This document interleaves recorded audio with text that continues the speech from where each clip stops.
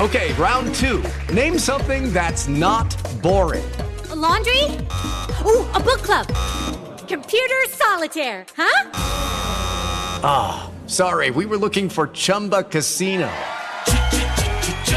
That's right, ChumbaCasino.com has over 100 casino-style games. Join today and play for free for your chance to redeem some serious prizes.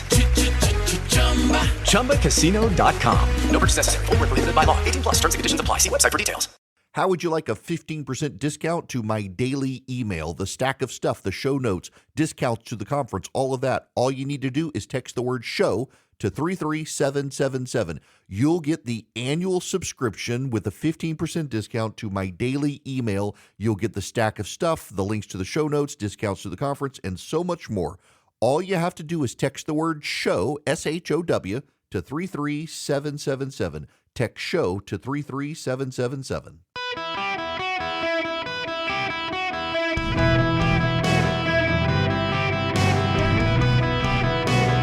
Welcome to the Eric Erickson Show podcast, Hour 2. Hello, America. Welcome. It's Eric Erickson here across the fruited plain. The phone number 877-973-7425. Really glad to have you with me today. We got to move into, well, the politics of the time. We spent a lot of time on the tragic situation. Out of the gate, though, I want to say it again. I feel bad myself. I guess this is a confession of I feel bad having to dive into the politics of the matter with Laken Riley, because the reality is that this is somebody's daughter, somebody's granddaughter, somebody's niece, somebody's friend. She's dead, and they don't see or need to see or be dragged through the politics of it. They have someone to mourn, someone they're sad about losing. And I've always thought it was just crass to rush to the politics of it. And there are now several days past, but still, I don't like doing it. But you can't help but see the policy failures that led to this situation. It's so sad. And while we do talk about the politics of it, and while we do talk about the policies, I just do want to remind you that this is someone's daughter. And that matters more than the politics. That matters more than the policies. It actually matters more that you remember this girl as someone's daughter, and her parents are mourning that loss. I cannot imagine what it must be like to get that phone call. And we should not, in talking about the politics and the policies, we should not forget the humanity. We should not forget the family. And if you're the praying sort, perhaps you should pray for her family. It's just sad. And my gosh, I hate these sorts of stories. You know, I've got a daughter who's going off to college next year. She's staying close to home. We're making her move into the dorms. But, yeah, I mean, these sorts of stories just, think about my kids. And I wouldn't want them used as a political weapon or a political prop for other people if something happened to them. And so I get that and want to acknowledge that, and acknowledge to some degree my own level of hypocrisy or failure for having to talk about the politics and policy when a family just wants to mourn their daughter, and we should allow them to do that. Now, we got to talk about South Carolina. Democrats are rather giddy about what happened to Donald Trump in South Carolina because he won, but did not win as big as a lot of the late polls showed he would. I would tell you and tell Democrats what I've said all along is, please focus on the polling averages. Don't focus on the individual polls. The polling averages are vastly different from the individual polls. The polling averages do a better job. So, for example, Donald Trump's Real Clear Politics polling average had him winning South Carolina with 23.3% of the vote. Instead, he won with 20.3% of the vote. What is notable, there are a couple of things. One, and the chief one, is that in 2016 and 2020, pretty consistently, Donald Trump overperformed the polling average. And in 2024, thus far in the primaries, has underperformed the polling average typically. So, for example, the Real Clear Politics polling average had Donald Trump winning the Iowa caucus with 33.7. He actually won with 29.7. Then in New Hampshire, the Real Clear Politics polling average had him winning 19.3%. He actually won 11.2%. In South Carolina, it had him winning 23.3%.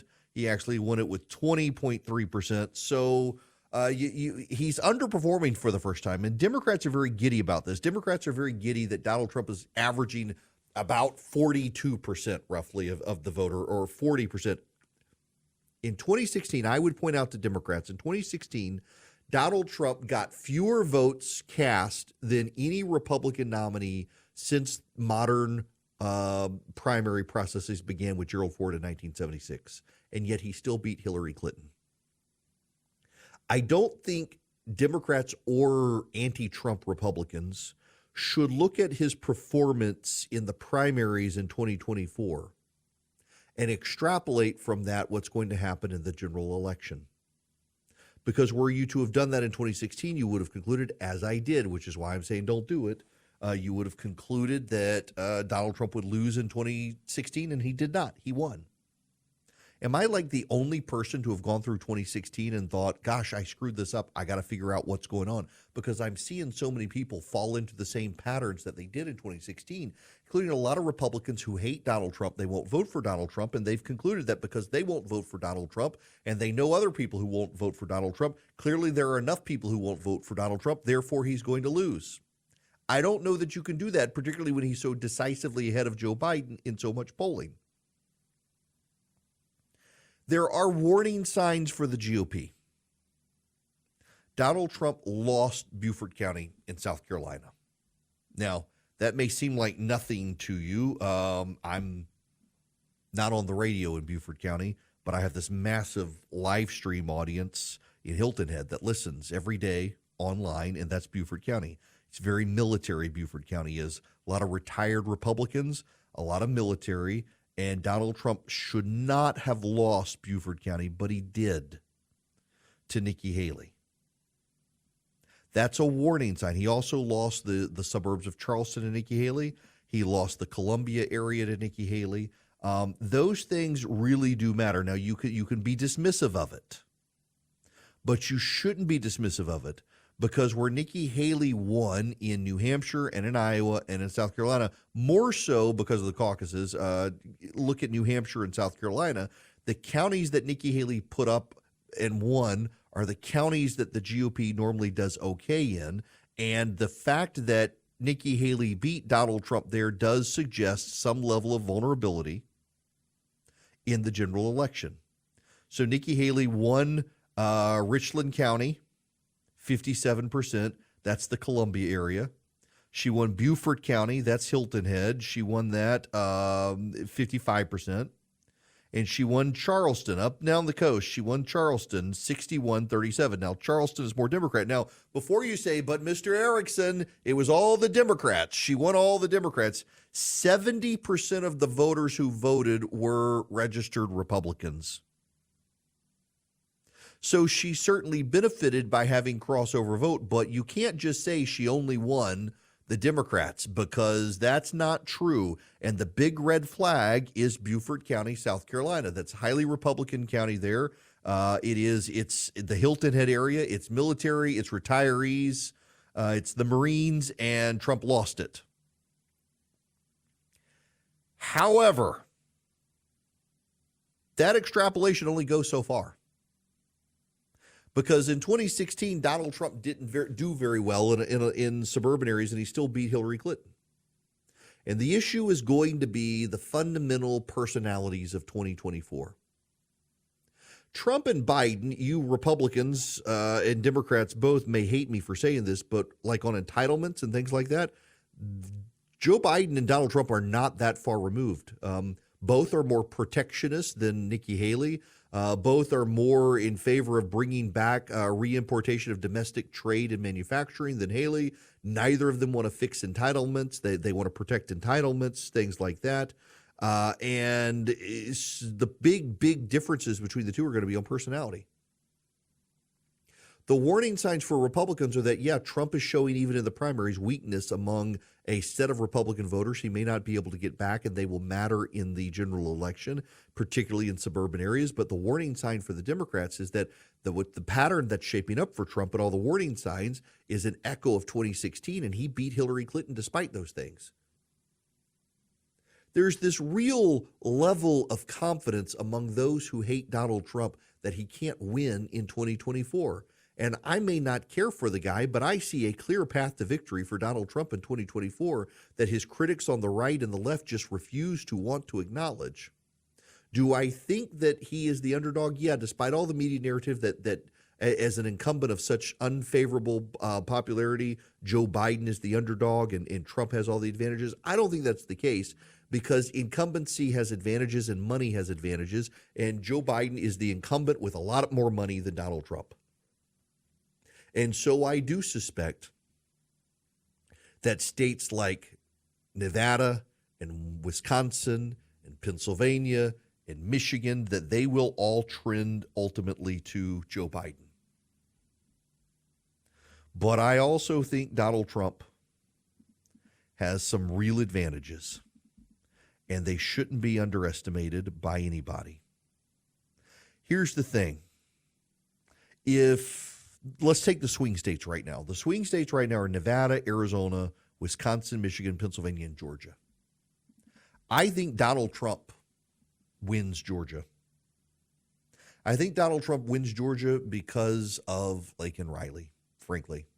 I think that the ramifications and the reverberations of her death and the failures at the border and progressive policies are going to impact the voter conscience in Georgia, and it gives Donald Trump an advantage. But right now, the Democrats are in charge of Wisconsin, Michigan, and Pennsylvania. They have a lot more money to spend, and if Joe Biden wins those, forget Nevada, forget Arizona, forget Georgia, that's 270 votes right there in the Electoral College, and that's all Joe Biden needs. So I still think the Electoral College map, to some degree, gives Joe Biden an advantage. But if I was a Democrat, I wouldn't be confident, because in the state polling that's coming out in Michigan, Donald Trump is still winning. Donald Trump is winning Michigan right now. If Donald Trump does pick up Georgia and Michigan, that's 266 Electoral College votes. He only needs 4 more to win, and he can get them in Nevada. He'd come out with 272. He can get them in Arizona, 283 if he also goes to Nevada. Who cares about Pennsylvania? There's a path for Donald Trump that the Democrats are getting too confident that he's so radioactive that nobody they know likes him. There's just no way forward for him to win. And when you're in a bubble, that is the case. When you're in a bubble, you become convinced that there's no way the other guy can win. John Heilemann was on MSNBC. Where's this audio? I want to play this. John Heilemann is a progressive, talking head, supposedly objective reporter. He's not. He's a liberal. He's on MSNBC. Listen to this conversation. Being correctly, think about what are the concerns that the Biden campaign has going into a general election against Donald Trump. It's not so much these head-to-head polls. It's that they've seen their support among certain core constituencies slip, including non-white voters, dramatically. And at the core of that is a lot of black voters. And the Biden campaign comes back and says, hey, wait until the race is clear that Donald Trump is the nominee. When we get to the fall, and it's this binary choice between the two, the African-American community in America is going to remember that Donald Trump is an existential threat, and they are going to come home to us. How exactly is Donald Trump an existential threat to the black community when it is the Democratic policies that have increased crime in their communities and decreased job opportunities in their communities? And the polling shows this shift to Donald Trump, not necessarily to the GOP. The Democratic talking heads can get on television all they want and claim that black voters are locked in for the Democrats still. But if you paid attention to what happened to Donald Trump in 2016, 2020, it now headed into 2024 with the polling, there's a clear shift to Donald Trump in non-white communities, and it has to do with crime, it has to do with immigration, it has to do with jobs. That the Democrats are taking these voters for granted is just another sign they've got problems. I would not be so certain if I was a Democrat that Trump can't win in November. In fact, as someone who doesn't care for Trump and does think he's the underdog because of Joe Biden's money and incumbency advantages, I still see a very clear path for Donald Trump in 2024, one that I didn't see for him in 2020. And the biggest path forward for Donald Trump is Joe Biden, because the more Joe Biden gets out there and exposes himself, the more voters realize this guy is unfit to be president. Hey guys, it is Ryan. I'm not sure if you know this about me, but I'm a bit of a fun fanatic when I can. I like to work, but I like fun too. It's a thing. And now the truth is out there. I can tell you about my favorite place to have fun. Chumba Casino. They have hundreds of social casino style games to choose from with new games released each week. You can play for free anytime, anywhere. And each day brings a new chance to collect daily bonuses. So join me in the fun. Sign up now at ChumbaCasino.com. No purchase necessary. VGW Group. Void where prohibited by law. See terms and conditions. 18+. Hello there. Welcome. It is Eric Erickson here. The phone number, 877-973-7425. Should you wish to be on the program, you are more than happy to call in as long as you're on topic today. Y'all, I just punchline story here.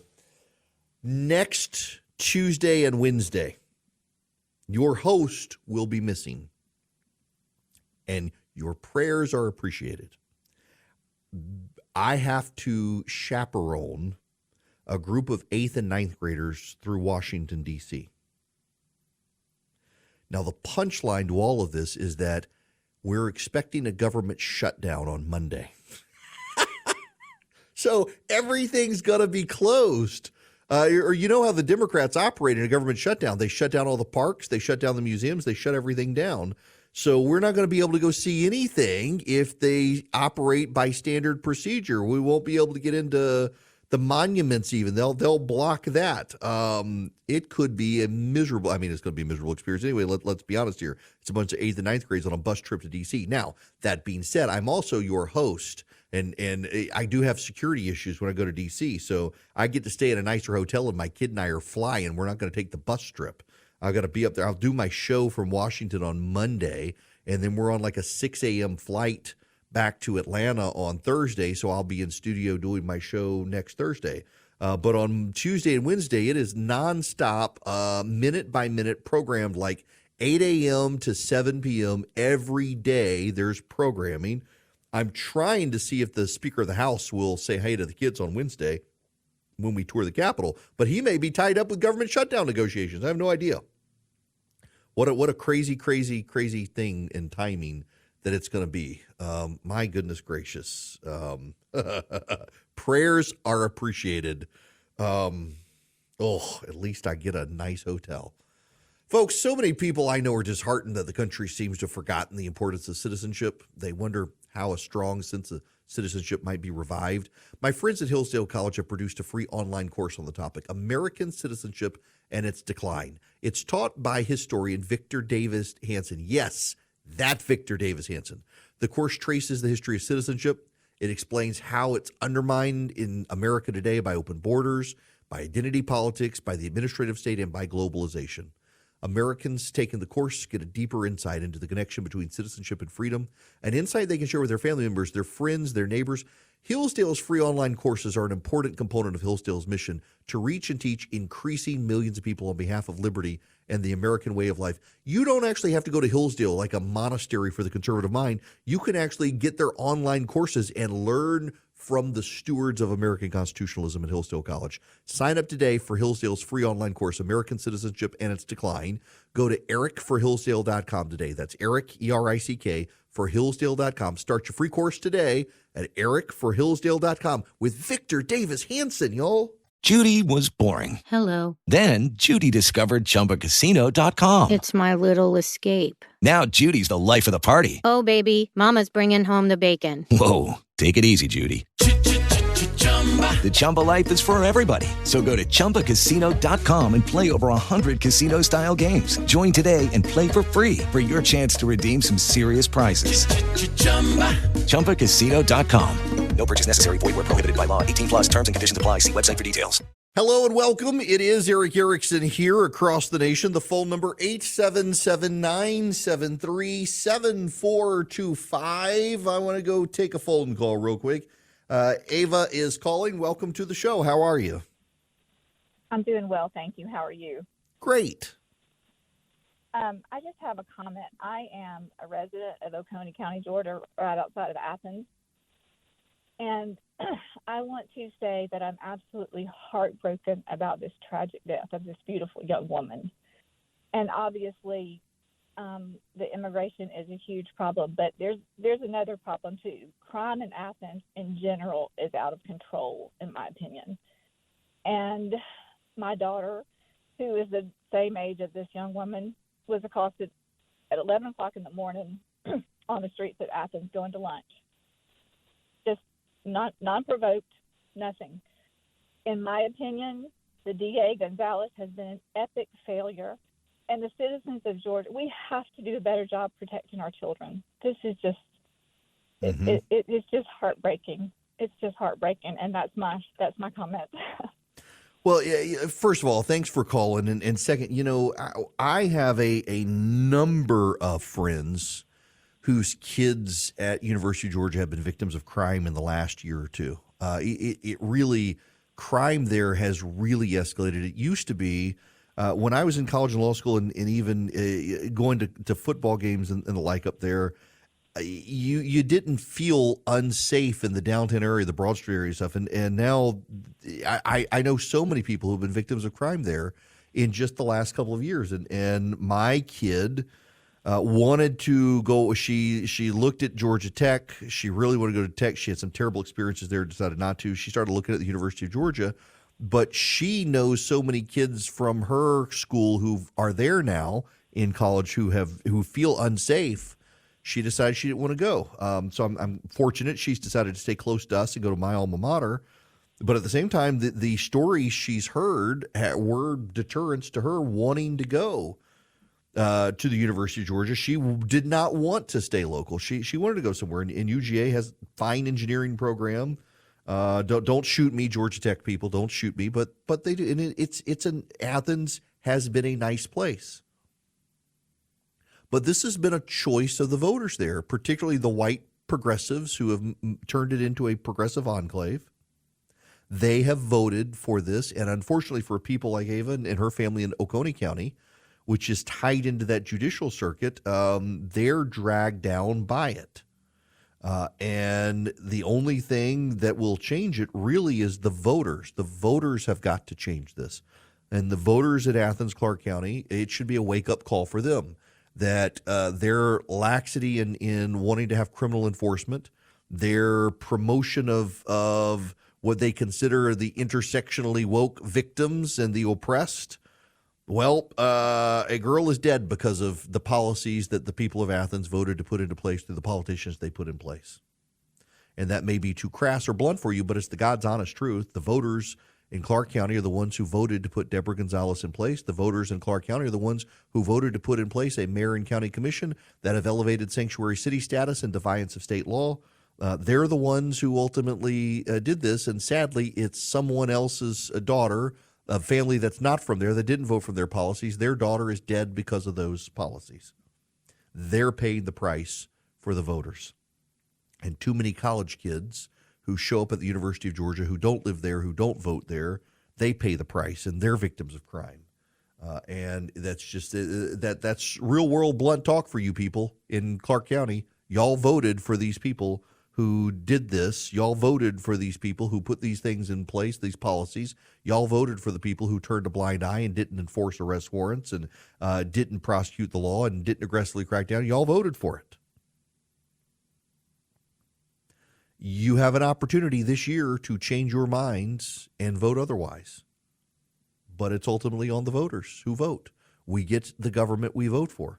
We get the government we vote for. And those of us who don't vote for it, well, we're stuck with the majority because as much as we say we're a republic, not a democracy, this is the democratic element of the American republic, that the minority are stuck with the majority's vote decisions. And it's unfortunate. Now, This was not a story in my show prep, but it has hit the wires, and I need to talk about it. The ongoing saga of Fani Willis in Georgia, it's not looking so good for her, despite what progressives might tell you. I have a hard time believing that the judge is going to allow Fani Willis to keep this case.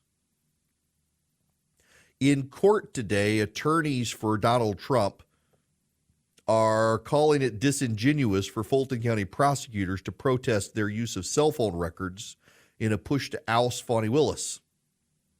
Steve Sadow and Jennifer Little are lawyers for Donald Trump. They said cell phone evidence, which appears to show Special Prosecutor Nathan Wade making nearly 36 visits to Fani Willis's Hateville neighborhood in 2021, should be admitted into the record. They say the data undercuts testimony by Willis and Wade, who are leading the prosecution of Donald Trump under RICO. On Friday, the lawyers, if you're unfamiliar with this, they filed an affidavit by Charles Middlestat. He's an investigator. He used an online analytics tool using cell phone tower transmissions and determined Nathan Wade's cell phone paid 35 visits to the Hateville, Georgia area where Fani Willis was living. That includes 2 times, September 11, 2021, and another November 29, 2021, when Wade's cell phone arrived in the area late in the evening, midnight, and left in the pre-dawn hours, like 4:30 in the morning. Hours later, Fulton prosecutors filed a court motion contending the cell phone records are inadmissible on a number of procedural grounds. And they said even if they're allowed, they don't prove in any way the content of the communications between Willis and Wade, whether Wade was ever at a particular address or whether Willis or Wade had ever been in the same place during those times. Now, ironically, the January 6th prosecutors are prosecuting people based on their cell phone records. That's kind of hilarious. And I'm sorry. In my mind, when you have Nathan Wade's cell phone records show he was headed to somewhere in Hateville, was staying there until 4:30 in the morning, and when he gets home, sends text messages to Fani Willis, that seems extremely plausible that he was with her. Why are you then texting her at 4:45 in the morning? Sometime around there. Now, the left, and this is where I get to with the latest story. The left has loved that Fani Willis was going to use Georgia's RICO statute to go after Donald Trump criminally. As I have told you, RICO is a very broad statute. RICO, the premise of RICO is that there is a criminal enterprise.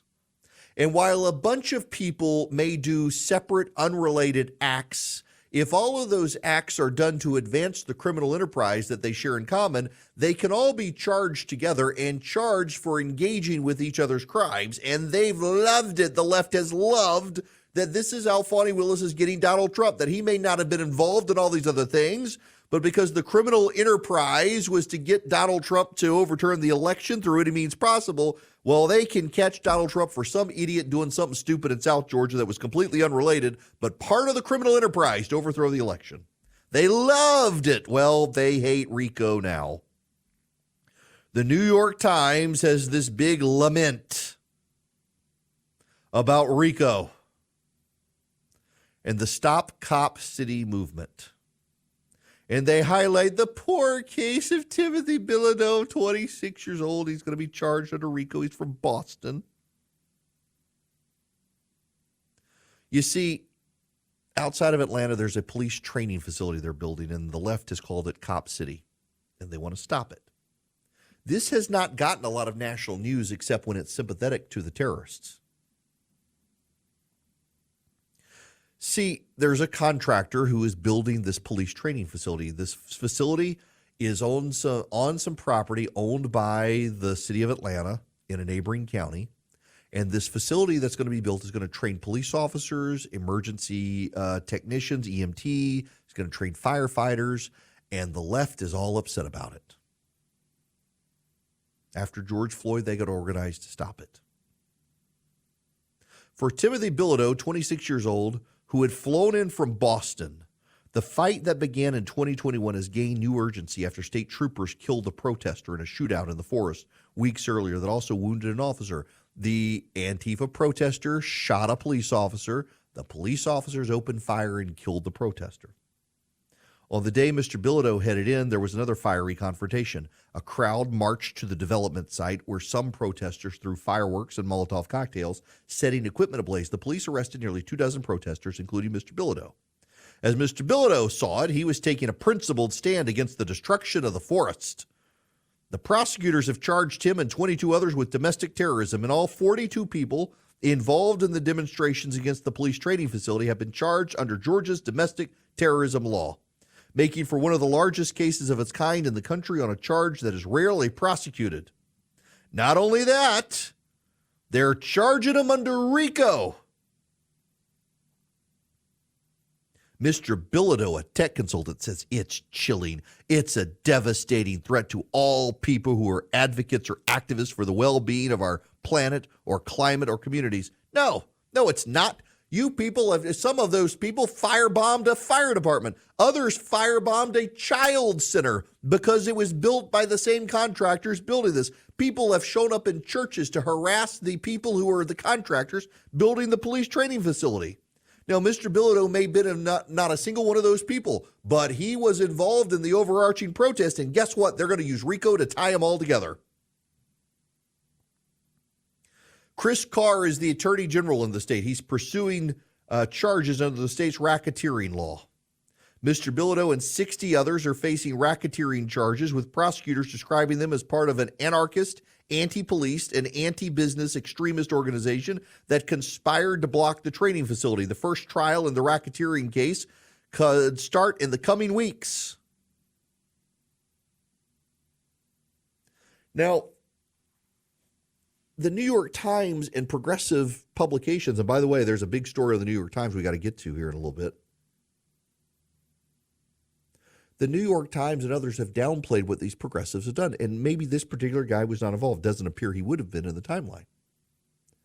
But activists from Antifa, and Antifa is not a centrally organized organization. And so when you say it's Antifa, they say, oh, it's not Antifa. You see Antifa everywhere. Antifa's not a thing. All these groups and all these individuals operate through a very loose network with a common goal of stopping the construction of this facility. They have literally, some of these people, shown up in a church and harassed the church because employees of the construction company go to those churches. They have firebombed a fire department. They have firebombed a youth facility. They have firebombed corporate offices. All of them related to the contractor building. They have harassed. They have protested violently. They have fired shots at police officers. I have no sympathy for any of them.